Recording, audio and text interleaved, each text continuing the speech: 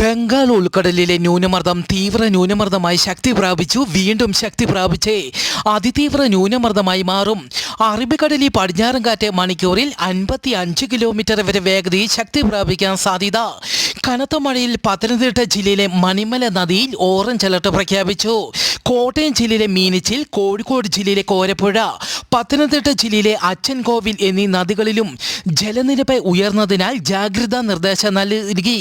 നദിയുടെ തീരപ്രദേശങ്ങളിൽ താമസിക്കുന്നവർ ജാഗ്രത പാലിക്കണമെന്നും യാതൊരു കാരണവശാലും നദികളിൽ ഇറങ്ങാനോ നദി മുറിച്ചു കടക്കാനോ പാടില്ല എന്നും അറിയിച്ചു. കേരളത്തിൽ വരുന്ന 5 ദിവസവും വ്യാപകമായ മഴയ്ക്ക് സാധ്യത.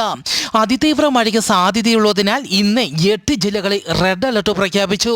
പത്തനംതിട്ട, കോട്ടയം, എറണാകുളം, ഇടുക്കി, കോഴിക്കോട്, വയനാട്, കണ്ണൂർ, കാസർഗോഡ് ജില്ലകളിലാണ് റെഡ് അലർട്ട് പ്രഖ്യാപിച്ചത്. തിരുവനന്തപുരം, കൊല്ലം, ആലപ്പുഴ, തൃശൂർ, പാലക്കാട്, മലപ്പുറം ജില്ലകളിൽ ഓറഞ്ച് അലർട്ടും പ്രഖ്യാപിച്ചു.